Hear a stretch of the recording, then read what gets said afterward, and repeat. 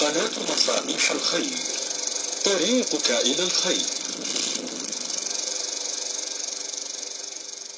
إنه طاغوت التعصب الرياضي، التصدر، كلمة أصبح يطلقها الرجال والنساء والصغار والكبار والعقلاء والجهال، لكنهم لا يعون مقصودها ولا يدركون مرماها البعيد، فوقع كثير منهم في منزلة خطير وهوة سحيقة والعياذ بالله.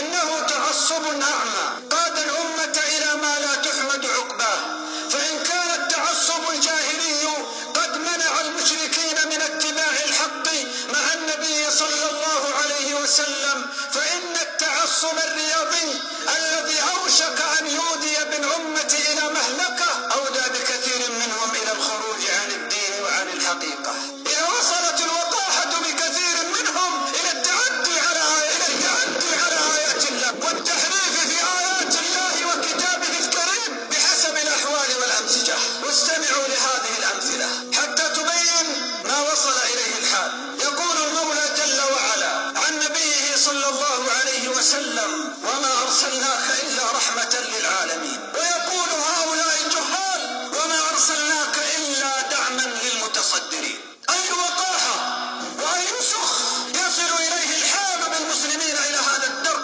ويقول المولى في تطهير أعظم بيت وأكرم زوجين النبي صلى الله عليه وسلم وزوجه عائشة: الطيبات للطيبين والطيبون للطيبات أولئك مبرؤون مما يقولون. ويقول أولئك الجهال: الوصيفات للوصيفين والوصيفون للوصيفات والمتصدرات للمتصدرين والمتصدرون للمتصدرات أولئك مبرؤون مما يقولون لهم بطولة ودرع كبير. أين هذه الدرجة عباد الله نتلاعب بكتاب الله؟ فأي ذنب أعظم من أن نتلاعب بآيات الله التي عجز المشركون أن نتلاعب بها أو أن يحرفوا فيها، وهم لا يعلون جهدا في البحث عن أي سبب يغيظ نبينا صلى الله عليه وسلم. وينشأ منا القوم من يستهزئ بآيات الله، ويقول أحدهم: إن الذين قالوا حبنا النصر ثم استقاموا تتنزل عليهم الصدارة ألا تخافوا ولا تحزنوا وأبشروا بالبطولة التي كنتم توعدون. لا إله إلا الله ولا حول ولا قوة إلا بالله. ويقول أحدهم: قد أفلح المتصدرون الذين هم على مركزهم محافظون والذين هم عن الوصافة معرضون والذين هم للفوز فاعلون. أي كفر بعد هذا الكفر عباد الله؟ وأي سخر واستهزاء بكتاب الله أعظم من هذا؟ استهزأوا بنبينا وديننا وكتاب ربنا ولكننا عاجزون عن الرد عليه أو عن إيقافهم، ووصلت الأمة إلى درجة من الضعف أنها لا تستطيع أن تدافع عن كتاب ربها، فويل لها من الله وويل لنا من الله إن لم ننصر دينه ونعز كتابه وندافع عن شرعه. فأي إسلام إذا نتحدث عنه وأي إيمان نكنه في قلوبنا؟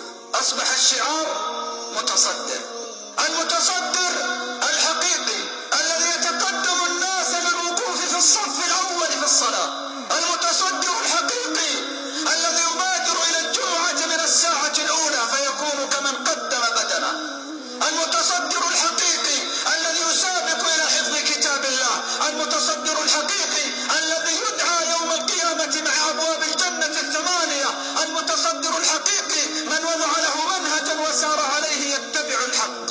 يا عباد الله عباد الله، قضى عليه التعصب الرياضي حتى قال قائلهم: إن حياته ومماته كله لناديه. حدثني أحد الثقات من المسؤولين عن التنظيم في الملاعب أنه في إحدى المباريات سقط أحد الجماهير فرحا بتسجيل فريقه لهدف، فأدركناه في الرمق الأخير وأقول له: قل لا إله إلا الله، فيقول عن ناديه: هو اتحادي حتى الموت. قل لا إله إلا الله، قل لا إله إلا الله، قل لا إله إلا الله. ويقول عن نفسه: اتحادي حتى الموت ومات عليها.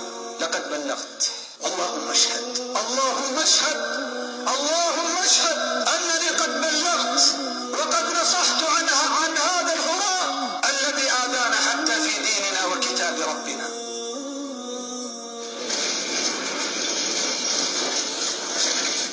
تابعونا على قناتكم مصابيح الخير.